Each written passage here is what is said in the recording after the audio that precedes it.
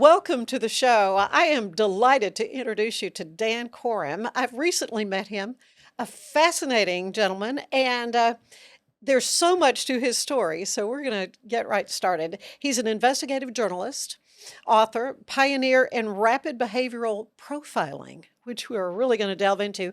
His snapshot method has been used around the world in schools, corporations, law enforcement, even special operations units.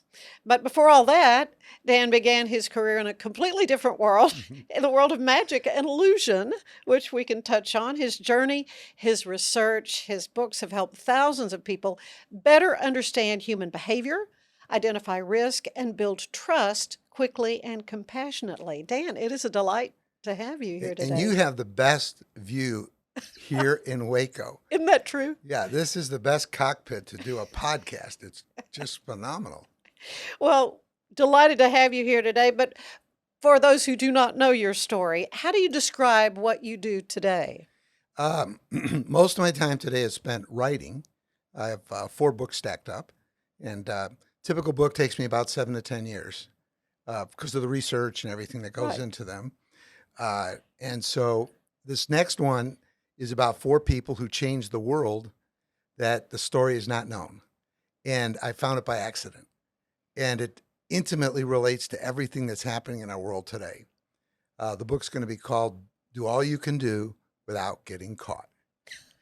And That could be taken several ways. no, I know. Oh, it actually is. I mean, there's many layers to that. Yeah, You know, it can be a good thing. It can be a bad it could be thing, a bad right? No, thing. but this is all the good part, the good stuff. Good.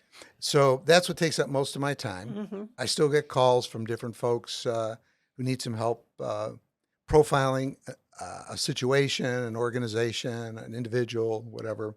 Yeah, last week I got a call from one of the top golf teachers in the world who told me that he read my books on profiling, Hmm. and that's what separated him from the pack. And so we spent almost 2.5 hours last week. So I have no idea who's going to be calling next, need something.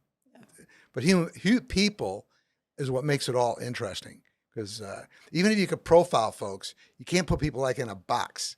In fact, you could have 1,000 people with the same behavioral profile, and they'll all look slightly and do different things, even though they have the same profile. Well, we're like snowflakes, aren't we? Yeah. Yeah.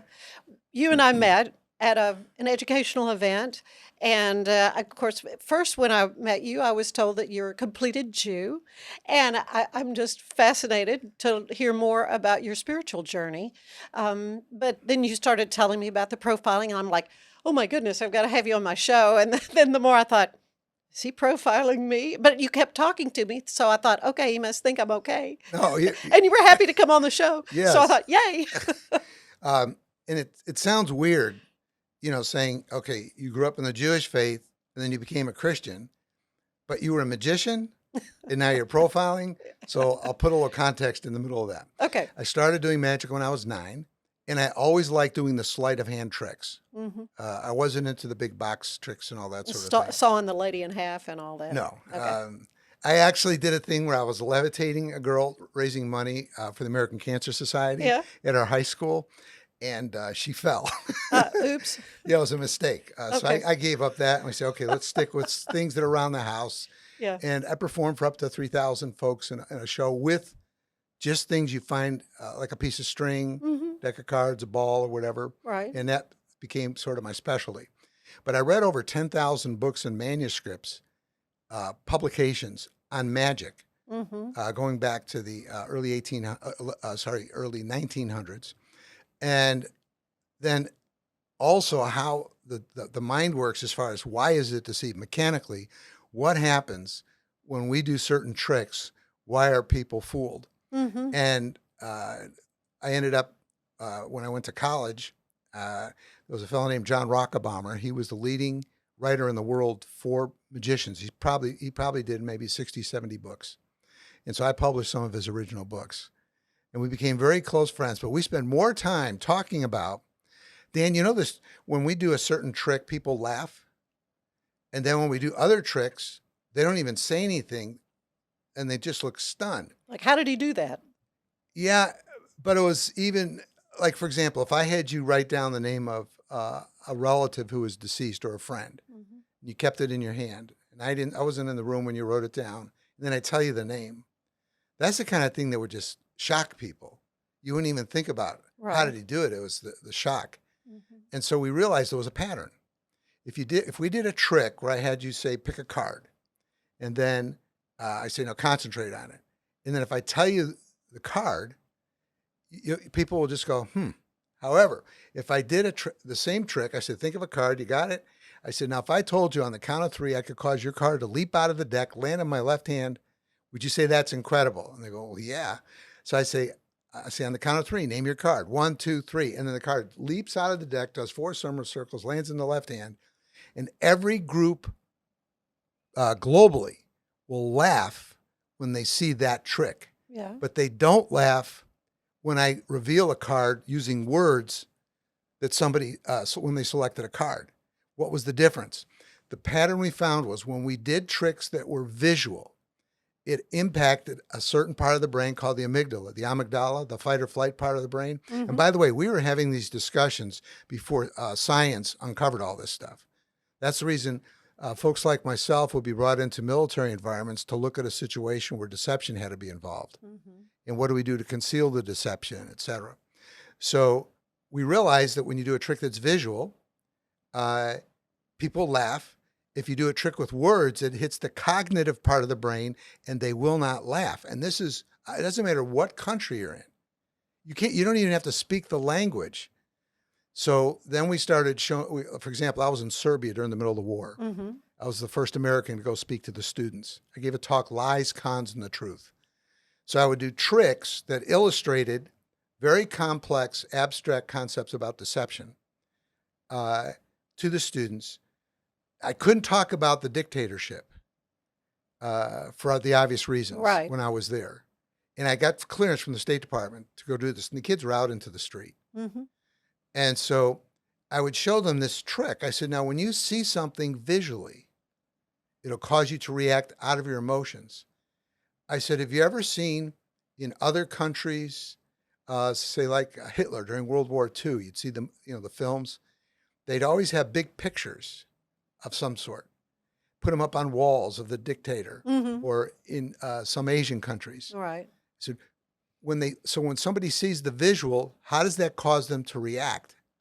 Out of their mind, out of their cognitive part, or the emotive part? In other words, is it mind, or is it more of the emotions? And Mhm. they still say emotions. I said, just like the card trick I just did, right? Right. And I said, so when you see that poster, what emotion do you think that dictator wants you to have when you see that visual of his face? And they'll always get it right. They'll say fear. Mhm. Exactly. So we showed them how to disarm that. There's ways to disarm that. In fact, when I'd be doing a documentary and I'm interviewing somebody, or we would have to do undercover work and I'm doing a sensitive interview, if somebody told me something and say they broke down and started to cry, or you could see fear on their face, Mhm. when I'm doing my notes, and it's also being recorded, I put a check mark at that footage countage number, knowing that they did something visual that may disrupt my ability to have a straight cognitive decision and evaluation of what they're saying, because I'm now affected emotionally by what they just did. Because they got emotional or Yes. winked at you, or I mean, what? Well, no, in other words, I've interviewed victims of torture, Oh, people who've witnessed horrible crimes. right. Traumatic It's kind very, of very things. traumatic. Yeah, And I want to make sure that the information I'm getting is deadly accurate. sure. So a person in that state might not see everything that actually occurred, which is very Mhm. common if you have Mhm. PTS. By the way, never call it PTSD. D is for disorder. I've trained folks who worked in the VA, who've used our research. One stopped the suicides at Fort Hood. I can share with you that later. Mhm. In 2015, and uh, most of these folks do not have a disorder. If they've been in combat, it's a brain injury, Right. totally different than a disorder. So if we always say PTS, we don't say Mhm. PTSD. When you talk to soldiers, et cetera, and officers, they'll say, yeah, please call it just PTS. Just stress. I've heard that before. No, but it's a physical Yeah. fact. Yeah. So anyways, so by using magic is the only art form where you can deceive people without harming them, but then use what you did to teach them how not to be deceived and how not to be harmed. Yeah. So then, my original clients were all presidents of major corporations. Mm-hmm. When I developed the Korem Profiling System, they call it KPS, Korem Profiling System. The Young Presidents Organization, YPO, you have to be president of major corporation before you're 40. They kick you out when you're 50. Mm-hmm. So I was a speaker for them for A several select years. group of Yes. high achievers. No And question. they asked me, said, Dan, you guys are really good when you're doing your documentaries, getting people to talk to you. Could you develop a system for us, that we could use? Mm-hmm. So the magic helped put me in time and space about how to read people, how to not so much clues, but just understand principles that were not in the literature. Yeah. And so I said, well, why do you want to know how to profile folks? They said, especially for foreign negotiations. If we go to a foreign country, we regularly stereotype people. Mm-hmm. Behavioral profiling is the opposite of racial and ethnic and cultural stereotyping. In fact, if you can't profile, we can prove this. We've proved this with tens of thousands of folks through testing. If you can't behaviorally profile somebody accurately, you will stereotype them out of ignorance. Mm-hmm. And that's what the CEOs were doing. These were major deals, hundreds of millions of dollars on the table. So I said, what do you want to know? And they said, we want to know how someone communicates because we want to start off on the right foot. I said, okay, what's next? Next, we need to know how they like to perform. What's their comfort level? So if we're doing a merger in another country, we want to start off communicating properly, based on their culture. And then second, we don't want to put them in a space that they're going to feel uncomfortable with as far as how they're going to have to perform when we close the deal. Mm-hmm. And then third, we want to know, how does someone make decisions out of confidence, caution, or extreme fear? And so I then recruited some behavioral science experts, and we developed the first system that gives you all of that information in about 1.5 to 2 minutes of meeting somebody. And it's 2.5 pages of information.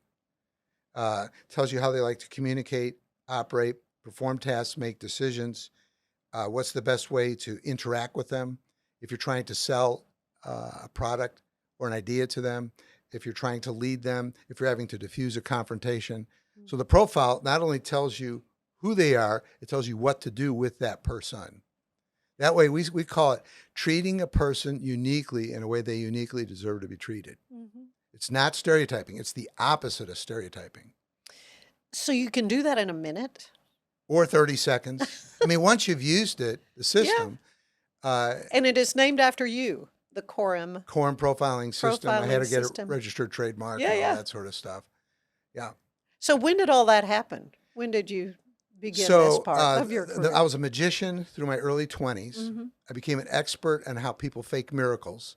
I was regularly getting calls from police departments where scams were being run, and cults were forming.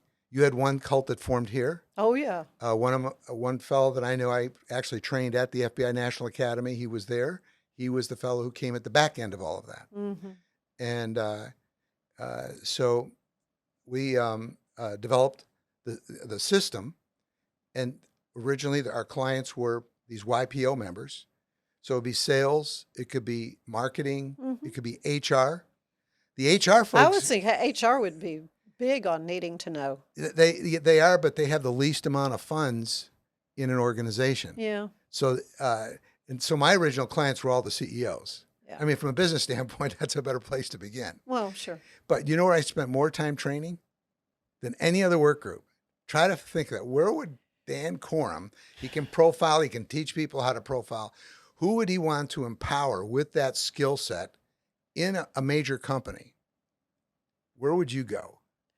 In a major, I don't know. I don't know. I stumbled across this because I got a call, and once I realized who they were and what they knew, I trained over 4,000 of them in the major corporations, Fortune 100s, Fortune 300s. Audit. Oh my goodness. So you say, well, why audit? Yeah, they're just crunching numbers.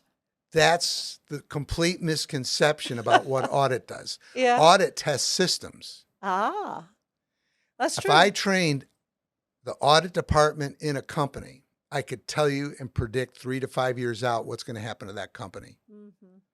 Because they're sharing with me all the things that they're seeing that's working and not working. What will the board act on, not act on? And then you can just figure out all sorts of things from that. Mm-hmm. I remember Enron. Oh, yeah. Yeah. Arthur Anderson. Mm-hmm. My husband worked for Arthur Anderson. Yeah.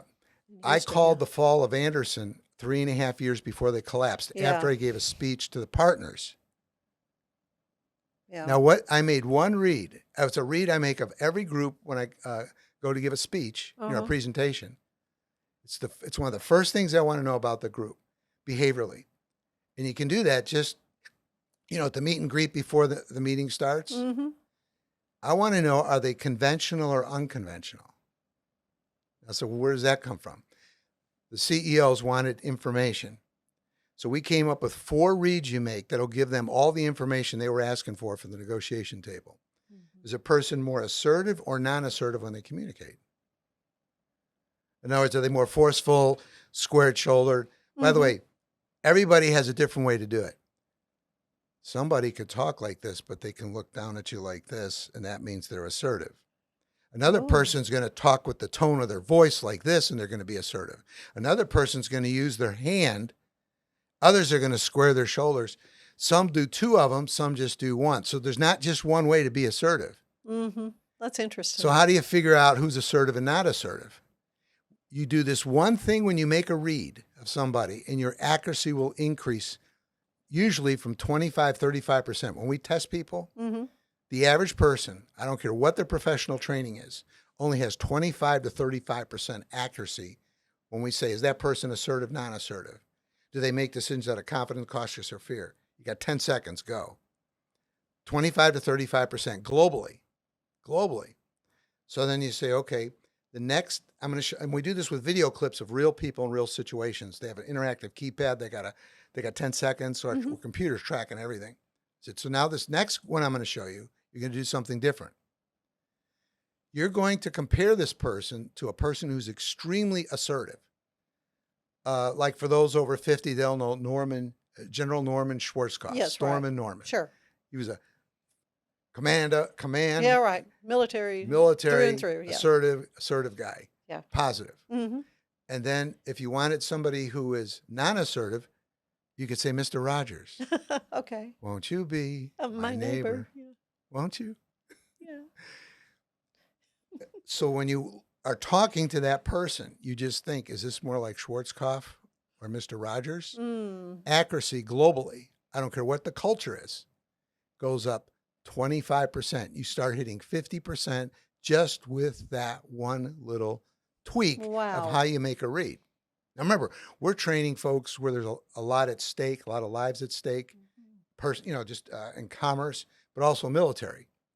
Yeah. When folks are going village to village, and they've got to figure out people quick and gain trust, actionable intelligence, Mm. and then seal up the back end so they don't come after you. Mm-hmm. You got to be deadly accurate on your reads. So that was one. How does a person talk to you? Are they assertive or non-assertive? Not do they make a decision assertively? That's a whole different thing. Mm-hmm. How does they talk to you? Second, when they talk to you, do they prefer to control or express emotions? So if I said Jim Carrey, is he control or express? The famous actor. Yeah, Express. Yeah. Extremely, right? Yeah, yeah. How about Queen Elizabeth II when she was with Ooh, us? Yes. She was Control. extremely controlled. Pretty buttoned up and Right, very control. buttoned Yeah. up. Most of the time. Yeah. I have a picture of her where she burst right. out laughing. So you Mhm. could have an occasional, Yeah, she could have a fun. little bit of leakage, right? So when you talk to somebody, all you do is, like when I was talking to you before the interview, Mm-hmm. I could see that you like to express your emotions. You're not 5 on a scale of 1 to 5 like a Jim Carrey, but you're about a 2 or 3. Okay. Well, that's really good for you as an interviewer because it makes it easier for you to talk to somebody who's also maybe doesn't show much emotion. And so for you to restrain just a little bit, you can do that because you're not high express. Interesting. You never thought about that. I hadn't so much more we need to talk about, but I do need to take a break. And so we will come back and learn so much more. I think I asked you one question throughout all this. So there's a lot more we need to hear from Dan Korem about, but I want to tell you that today's show is brought to you by Gather & Co. Kitchen and Bath, where they are transforming houses into homes. Stay with us. There's more of the show ahead.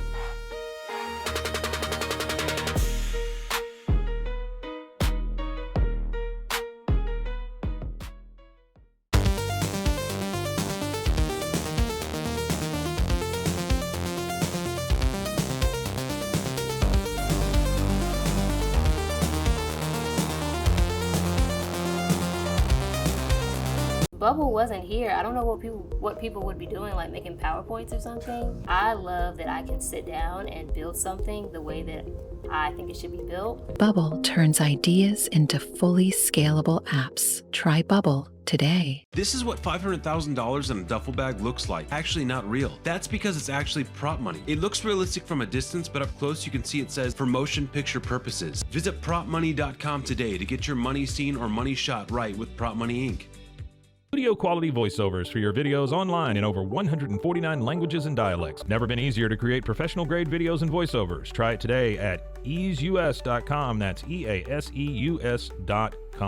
Ease US. Introducing Muck-Off's classic pink bike cleaner, powered by revolutionary nanotechnology that breaks down dirt and grime on a microscopic level.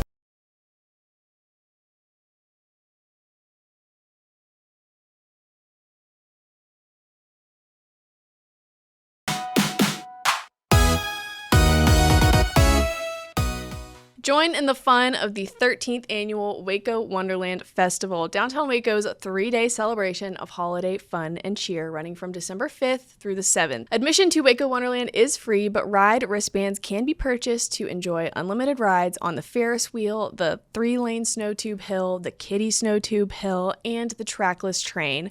Waco Wonderland is a downtown collaboration between the City of Waco, the Downtown Waco Public Improvement District, and the City Center Waco, with many other community partners involved. You can join NYU professor Lori Gwen Shapiro on Saturday, December 6th for an author talk at Waco McLennan County Library West Branch for the tale behind an American icon and the story of the complex marriage that helped shape her career. Amelia Earhart may have been one of the bravest and most daring women in history, but some of her more treacherous stunts were influenced by her publishing husband, George Putnam, who often pushed his authors and his wife to extremes in the name of publicity. I'm Elizabeth Riley with your Act Locally Waco News, and I will see you next time.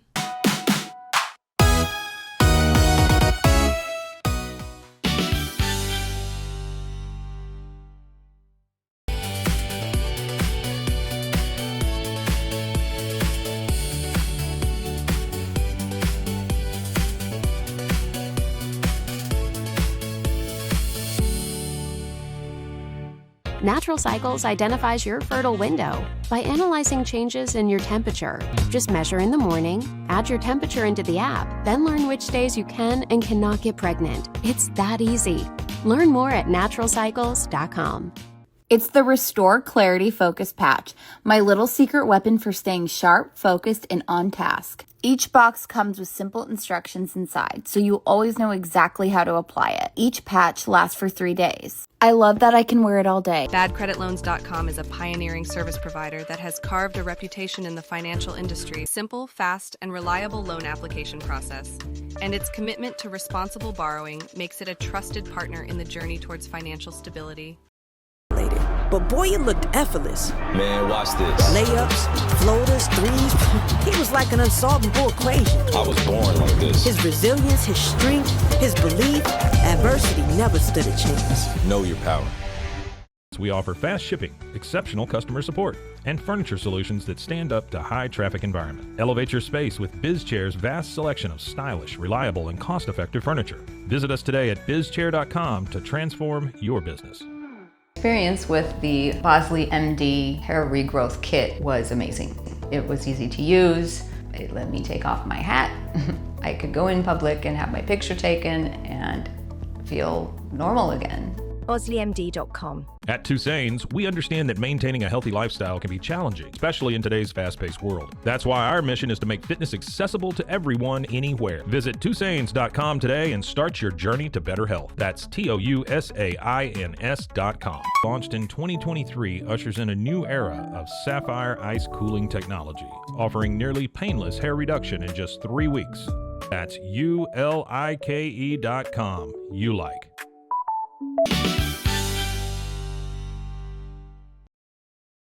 And I'm back with Dan Korem, and it is just so interesting to learn about the techniques that you have developed and how groundbreaking they are and how important it is in so many different areas of life, from golf professionals to educators to law enforcement. The idea of profiling, which has kind of gotten a bad name. By the way, do you know where the term profiling got a bad name? No. New York Times. Oh, They well. did no. It wasn't what you think. They did an article. I think it was, if I'm not mistaken, I believe it was 1988. Oh, that long ago? Oh, no, excuse me, not 88. It was around 90. See, my book came out in 97, so it was around 96. Okay. They did an article about New Jersey cops who said they were, quote, profiling people and pulling them over, and they were just pulling them over because of race or ethnicity, stereotyping. But Stereotyping, not profiling. But the New York Times, and I have the actual article, when this is the first one that appeared globally, they put quotation marks around the word profiling because they knew that was not profiling, it was stereotyping. Yeah. All right, so here's what happens next. So I'm doing lectures at the FBI National Academy. That's where they had the Silence of the Lambs, the Behavioral Sciences unit. Yeah. Those folks had brought me in when they were, that unit was still in its, operative. And so the first time I went, it was all police chiefs. They were very intrigued by all this because it's a transferable skill. You don't have to just operate out of your gut. This is not a gut thing. This is a transferable skill where you can be tested. Okay, that's number one. So then they invited me back. I think I went like 3 times. The third time I went back, somebody in one of the places that serves in politics, I'm not going to say where because it's not important. Okay. People forgot it anyways. Use the word profiling instead of stereotyping. And it caught on. And then, you know how they have the dictionary online? They started putting that in as a definition. If you look up in Oxford's dictionary, it's always meant, pro means to be proactive, in other words, to look for, feel, a pattern. It's to look for a pattern of behavior. It's always meant that. Profiling. It never meant racial or ethnic stereotyping. Right. So we never had ever, you can Google it, a complaint about our system being used in all these different environments because we explained that we're teaching you how to read the actual trait and not stereotype based on culture and ethnicity, which is what the CEOs originally wanted. Right. So we then, help them with the systems and everything else. And then, as I've always said, the person who invents the shovel isn't the one you give the most credit to. It's the one who picks it up and figures out ways to use it. So the fact I came up with this thing, it was good in a little small space and it was very profitable as a business. But other people not associated with the C-suite started using it and telling me incredible things they were using it for. So, like what? Do you have an example? Well, we had a film producer. I was trying to close a deal, and he couldn't get the lawyers for the folks he was negotiating with to move. And so, 2 of the traits I said that we identify a person's communication side, assertive, non-assertive, do they control, express emotions. The other 2 traits tells you how they're going to perform. Is a person conventional or unconventional, in the box or out of the box? Do they like to do things the same way all the time, or do they like creativity, innovation, change, etc.? And the second is, how do they make decisions? Separate from their giftedness, separate from their competency, something they've been trained to do. So when you put them in a new situation, then their real trait's going to come out. Mm-hmm. And so do they make decisions out of confidence, like extreme confidence? A little bit of fear, which is nothing wrong with that, cautious. Right. That'd be like an auditor, right? Those putting the heat shingles on the space shuttle, which by the way, I got to give a talk to those folks. Really? The whole team, all the teams down in Houston. Yeah. And that was fascinating. And then, or are they extremely fearful, paranoid? And the paranoia can be a diagnosable condition where you need meds. Right. Most of the time, maybe 90% of the time, it's people are just plain high fearful, and they could act irrationally. Okay. So I gave my pal, I said, ask him this question. I said, find out if the attorney is conventional or unconventional. And he said, he's extremely unconventional. I said, then that means ideas are going to be important to him. So then what you do is you just tell him, listen, I know that you've got a lot of traps you have to run, but I'm really concerned that if it takes a little bit longer, all of your ideas may not be able to be implemented. We won't have the time. Mm-hmm. The deal closed that day. Yeah. Okay. Now, some people do this intuitively. Mm-hmm. Our system was designed for those who don't have that intuitive gift. And my first client was the one who manufactured all the plastics for Mary Kay Cosmetics. Oh, wow. He was president of the Texas Association of Manufacturers, Larry Bird. He was a terrific mentor to me personally on a whole different level as a Christian. Mm-hmm. And anyway, so Larry wanted me to do a profiling workshop for his staff, and he wanted to go through the training. So I said, well, let me come down to your, manufacturing plant. And I looked around, and there was that phrase from Good to Great: put all the right people on the right seats on the bus. Get the right people on the right seats on the bus. Mm-hmm. I said, Larry, everybody's on the right seat here. I said, you do a great job of hiring, leading. Dan, I'm saying this modestly. I know I do, but I don't know how I do it.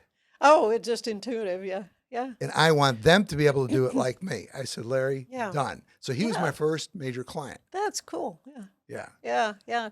So snapshot profiling. What's the difference? Yeah. Yeah.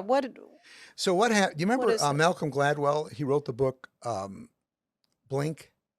It was a bestseller. Yeah. And you could read people in the blink of an eye. Mm. Well, the only place I did book signings for about 3 years was at Dallas-Fort Worth Airport, Terminal C at the Hudson Bookstore. Mm-hmm. And we had the number one book in the chain because I was there, signing the books. And we're solving people coming up there ready to get in a meeting somewhere. They got to solve something. Hey, Dan, can you help me with this one read? I'll buy your book, but help me with this just one read. I don't need to make all 4 reads. Mm-hmm. I just need to make one read. And they said, you need to write a book like Blink. Bingo. And that was around 2003, 2004. Mm-hmm. And so I thought, that's a good idea. Because Blink, he knew that this skill set has to exist, but he didn't know how to transfer the skill set, but he brought it up, made it top of the mind. So I started writing down the different applications where people were just making one read.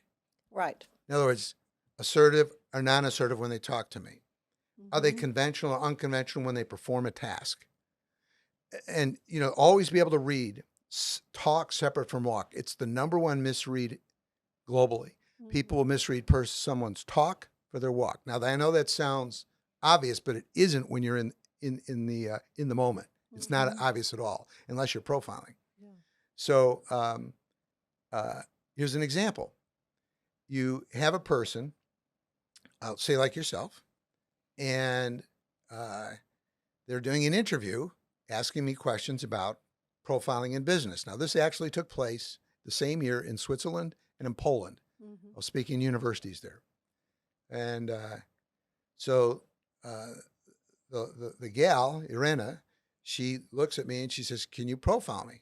I said, sure. I said, don't move. And I picked up my cell phone and I took a picture of her. Mm-hmm.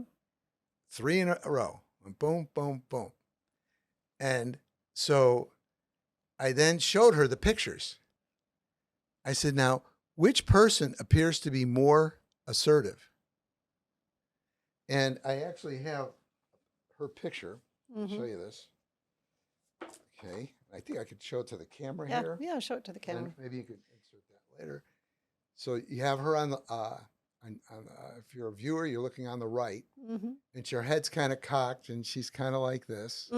Was that the picture you took, or that was the first one? Oh, okay. That's the first one. Yeah. Then I took 2 other pictures. I mean, in rapid succession, within about 3 seconds, and you can see she squares up her shoulders. She goes from tilted, a little more erect, and extremely erect. Can you see the difference? Yes. Oh, yeah. So if you looked at that, who would you say is more assertive? Which one? The one on the right. The one on the right. Yeah. It's the same person. It's the same person. So why did she do that? If you couldn't profile, you wouldn't know how to interpret that. Yeah. So what did I do? When I went to do the interview, I'm in the lobby and I'm watching, the little reception area. And I'm watching how she's the first female editor of a major newspaper in Poland. Wow.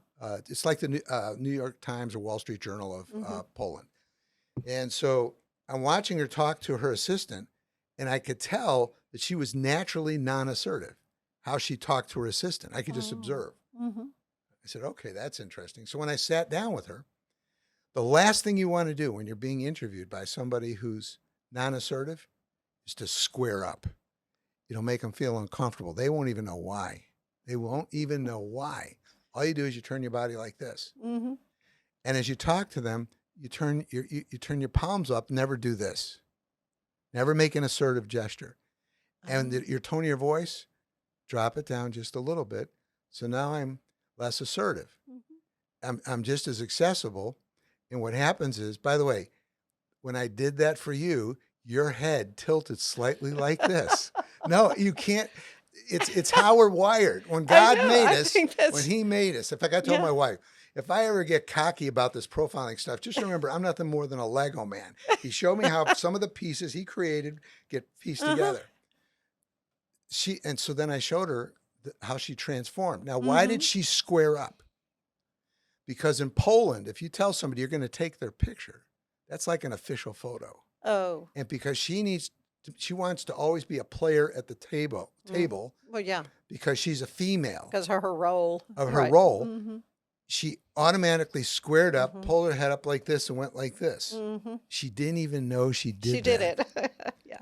Yeah. So a practical application for those that have kids. We've taught this one read. We actually will bring somebody up and demonstrate this. 100% of the time, you'll see people react like you just did, depending upon whether you're assertive or non-assertive. There's different ways you'll respond. And then you know how to treat them. So we taught kids this skill set, 6,000, grades 8 through 12. Actually, 8 through 12, the last year we actually started going down to the 7th grade. We found we could teach kids how to profile in the 7th grade. The average grades in math, science, English, and history, when they applied it by profiling their teacher, increased 5 to 10 points in the toughest classes in 8 weeks. In 8 weeks. This had never been done before in the history of education, what I'm describing to you. Fascinating. So what it was is, and by the way, we would train them and come back 8 weeks later and coach them. Tell us how you use Snapshot at school, if you have a job, at home, wherever. And then we're going to coach you up.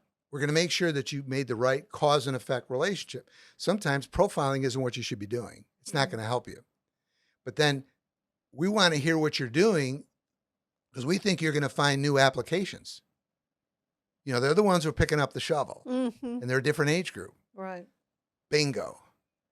We found that the number one disconnect in classrooms globally is when a teacher squares up and approaches somebody's desk who's non-assertive, or they can be assertive, but they're trying to process something new. And you know the word I'm going to use here. They need some fill in the blank. They need some Yeah, some Space. space. Yeah. Right. Isn't that common Right. sense? Right.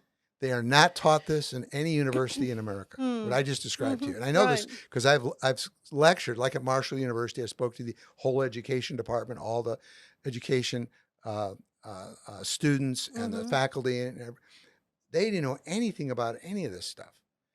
So we told the kids, all you have to do is this. If you see a disconnect like that with the teacher, don't take it personally. Don't take it personally. Right. And then share with her. We went through this training that's incredible.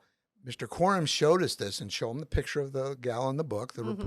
And I said, if you just open up your body like that, that's all you have to do, and lower the tone of voice a little bit, people will learn faster. So they were actually coaching the teachers how to do a better job. Then we had kids where we said, listen, you may have a teacher's not, they're not going to be open to any suggestions whatsoever.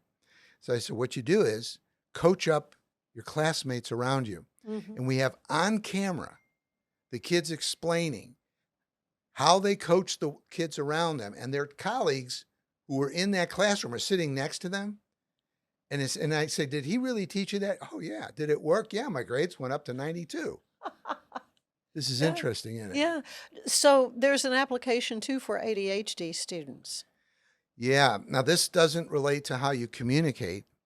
This has to do with performance. When you're in a classroom, you're asking kids to pay attention. All right. Now, you're the investigative reporter. I'm the desk assignment editor. And I say, look, I want you to go out there and find out which teachers are complaining the most about ADHD in their students. That's the angle on the story. Okay. So when you then go into the school, name the 4 most likely classes that kids are going to not be able to focus and pay attention. Name them. Math and English and history, maybe. And science, yeah, biology. Science. Yeah. Do you know you said them in almost the exact order that it's in my book? Okay. How do we know that? Teachers were the ones who figured this out. They said to me, Dan, did you know that every one of our kids who has ADHD is high, unconventional? They're extremely out of the box. I said, really? I didn't have an assignment editor. I'm the hardest assignment editor there is inside of me. And I said, Korem, ask them the right questions. And the question was, well, where do they struggle with this the most? And immediately they said math, science, English, history. Now, what's my next question? What did I ask? This is the most important question. What did I ask next? Because, by the way, this is what it's like when you're trying to profile people. Yeah. You're trying to solve riddles. I said, which classes do teachers never complain about ADHD? Oh, art, music, yeah, the fine arts, theater, maybe, yeah, theater, shop. Do you see how quickly you said that? Yeah. Do you know that every group in the world, we've trained over 70,000 folks globally. Every group in the world gives almost the exact same order that you just did. The kids do, the principals do, the teachers do. So I said, so let me ask you something. You got these kids on meds, I never remember these exact numbers, so I'm going to pull this out. Solving the ADHD mystery. In 2013, the CDC stated that 20% of all high school age boys and 11% of all school age girls have been diagnosed with ADHD. The number one youth disorder. That's 6.4 million kids out of 54 million in school. A jump of 1 million in just 2 years. They were diagnosing 1 million more. Yeah. Nobody looked at the behavioral side of this. Everybody immediately went to the meds. Everybody. And it had nothing to do with meds. So I brought a teacher in. She had a PhD, sharp as a tack. She worked as faculty for us while teaching the skill set. I said, what's the most important thing teachers need to know now? Because here's the issue. 1900, about 25% of the population in a school district, and that'd be actually generous, maybe 10 to 15%, would be considered unconventional because everybody was coming off the farms where life is conventional, right? Second, by the 60s, we were at about 25 or 30% of the kids in schools were unconventional. Remember the hippie movement and all Oh, that yeah, sort of right. thing? So there was a bigger population that were more out of the box, creative, et cetera. That was because of the injection of technology. Yeah.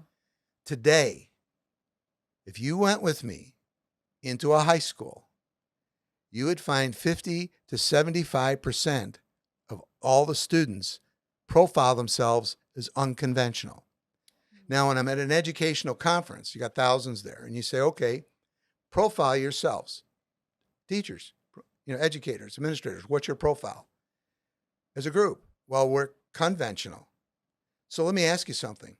I have a company. Would I take accounting and have them co-train research and development?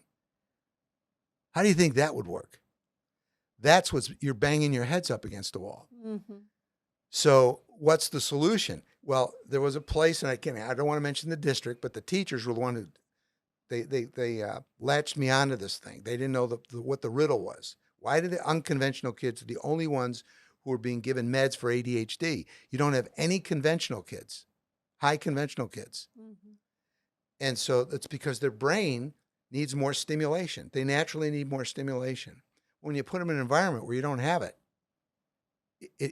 those kids can't handle it.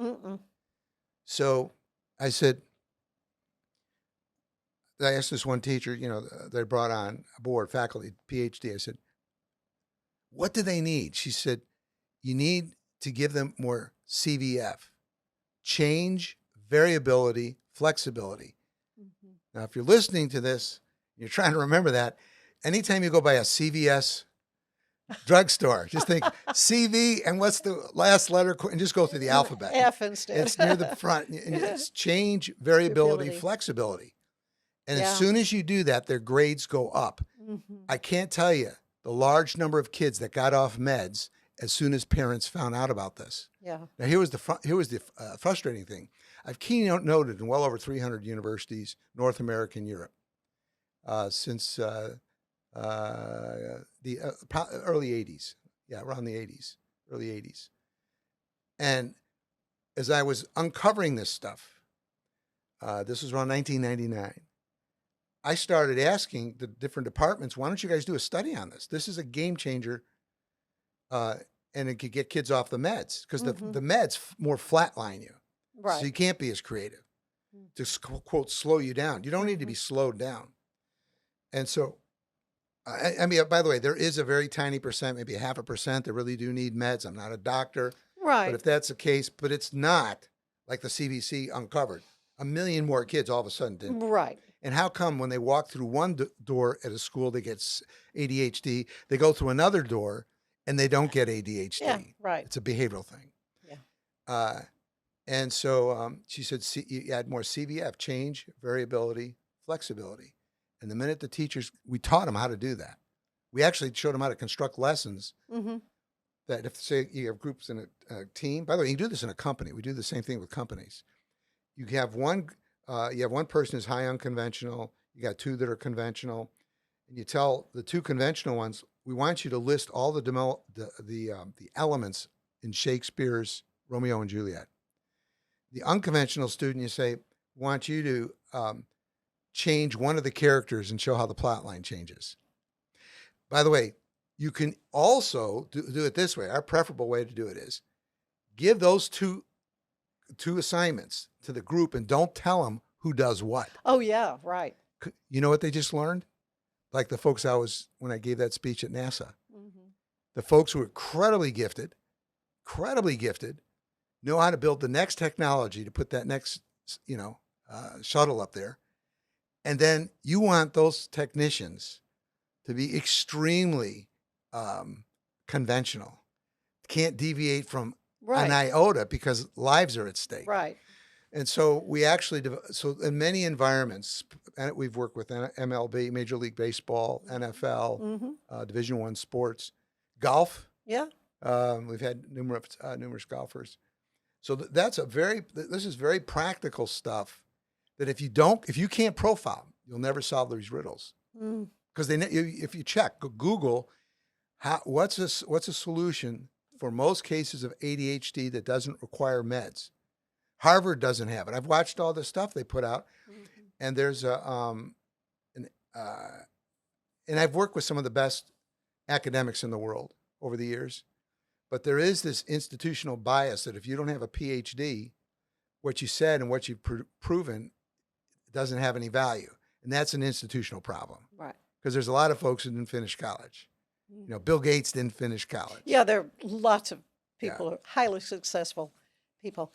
I can't believe we are out of time. I need to have you come back because I think we have just barely scratched the surface. By the way, that's why I did. Do you have time for about 2 minutes on suicide? Yeah, let's talk about that. I'll tell you, because this is a we big have just one. gotten through November and, and By the way, it's our gonna come- honoring the of holidays. veterans. And the holidays are coming The up for holidays. sure. Okay. So this is a difficult time for folks. Yeah. So one of the things we developed was with one read, you can help avert most suicides. And we did this on a large scale, multiple times. Plano had the highest suicide rate in the nation, as you remember. I remember, yeah, and then it kind of became mimicking. And then, thinking, then it faded away. Right. The year they deployed our research, that's when they went off the national radar. Okay. That's how that happened. Okay. Number two, would you agree with me that every person who commits suicide, when you ask, how does this person make decisions when they're faced with an unusual situation, not based on their training, not based on their giftedness, but they're faced with something they've never had to face before? Yeah. Would you agree that every person who commits suicide is high fearful? Yeah. Okay. Nobody globally has ever said, no, they're extremely confident. If they were, they wouldn't commit suicide. No. Right? Okay. Next. We trained several thousand students, how to make that one read. And here's the interesting thing. A person who is high fearful is incredibly easy to identify. Just like when I asked you, is Queen Elizabeth, does she control or express emotions? You say, well, of course she controls. It's the same. When a trait is extreme, you virtually never get false positives, ever, because it's an easy read. So we showed the kids, if you see somebody who's high fearful, the way you move out of high fearful is they have to learn how to make small little bite-sized decisions out of confidence. And we developed a technique to do that at will. At will. There's neighborhoods within 45 minutes of where you're sitting here that well over 12.5 suicides were averted by this one thing I'm sharing with you. Okay. Now we told the kids, hey, listen, you don't try to do this. You go get help, get somebody to help them, Sure. et cetera, et cetera. Yeah. But then do this with them. We actually came up, we don't have time for it. Maybe another time I could share that with you. Fort Hood, right up the road. One of our great heroes, Major Vic Johnson, war hero in Afghanistan, came back, saw a lot of folks in trouble inside the wire, decided to get his master's in counseling. He called me. Hey, Dan, I read your book, The Art of Profiling. By the way, Snapshot is the book you want to read first. Then if you like it, then you get The Art of Profiling. It has the whole system with the profiles and all that. Well, he started with The Art of Profiling. Dan, I'm quantifiably dropping domestic violence cases at Fort Hood, and I'm writing a medical journal article about it. I said, I want you to come to my house, and I'm going to show you some stuff. And I showed him some things that saved a lot of lives at Fort Hood that he applied. So he's the hero, not Dan, because he's the one doing it. He counseled over 1,600 severely troubled soldiers coming out of combat. Not a single soldier committed suicide. This is 2015. Not a single soldier had suicide ideation, and only 3 had to be hospitalized. It was unprecedented in our U.S. military. He was given the U.S. Army Social Worker of the Year 2015. Yeah. He's now at Fort Bragg, which some folks will say is the crown jewel of the Army. Those who serve in other units, you say that's a bunch of garbage, but whatever. They're an elite group. That's where Green Beret Delta comes from. Yeah, yeah. He's now the head guy. He's the guy. He's the go-to guy there. He's now lieutenant colonel and has his PhD. And he has the ear. Yeah. Wow. So those listening to this, if you know somebody who's high fearful, somebody who's high fearful, you need to get them to somebody. And then what you do is you help them make small, little, tiny, bite-sized decisions out of confidence. For kids, it might be, I have a tendency to stay up too late at night on my cell phone. So I'm going to turn off my cell phone 30 minutes earlier. Mm-hmm. Just make a conscious decision to do that. Yeah. It's lifting, what we call lifting weights between the ears. Yeah. in a work environment. Yeah. You know, I have a tendency, I'm really shy, and I've had a lot of stuff happen to me in my life, and I don't feel confident around people. But you know what I'm going to do? I'm going to greet one new person a week and sit down next to them and just say hi. Yeah. You can't believe this. That small of a decision done every week, within weeks, especially the younger you are, under 25, you will see a shift in behavior that you can see on camera. You can visually see it on camera. This same thing I described to you was used across 5 other bases: Fort Gordon, Jackson, Stewart, Benning, and the same results. In the school districts, we never had a student, listen to this, we never had a student make a threat to take out the school. In the districts here in Texas, that's how Texas went 24 years without an attack. Mm-hmm. Most people never thought about it. Texas didn't have attacks. Right. And then when we applied this on the suicide equation, not the one who's going to do the mass shooting or whatever, the suicide equation, not a single suicide. Suicide ideation basically stops. So in the holidays, pay attention to those around you. It explains in Snapshot the basics of how to guide that person. We'd have to do another little program on the specific tech. There's this very specific technique that's powerful that a superintendent had helped me develop, and we've used it globally. But that's the most important read. And if you just take out that little bit of time and then get them around with somebody else who can just show them how to make some small, tiny, bite-sized decisions, just a little. Yeah. It moves them out of paranoia and they don't commit suicide. So much more we need to talk about. So we've just got to make it a date to come back, because we've just really barely scratched the surface with Dan Korem. But again, your book, Snapshot, you do recommend that first, and that's available. Start with this. Anywhere books are sold. Because it's one read. You don't have to make all 4. Right. And this shows you how to use one read to do all these different kinds of things we're talking about. Right. The Art of Profiling is a different book, and it has the full profiles, and that has the 2.5 pages and all that if you want something more in depth. Fascinating. Thank you, Dan, for your time. Appreciate you, and you will be back.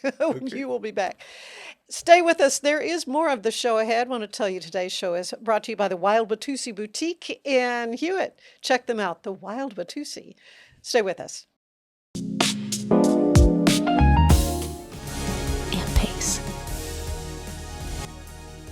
Looking for tickets to the hottest shows, games, and events? Ticket Liquidator is your one-stop shop for great prices, no hassles, and guaranteed tickets. Whether it's sports, theater, or concert, for the best seats at the biggest events, start with Ticket Liquidator today at ticketliquidator.com. Ticket Liquidator. Welcome to Kitbag, the ultimate destination for football fans. Whether you're cheering for Arsenal, Chelsea, Manchester United, or any other top club, for true football passion, think Kitbag. Visit kitbag.com today. That's kitbag.com. Kitbag.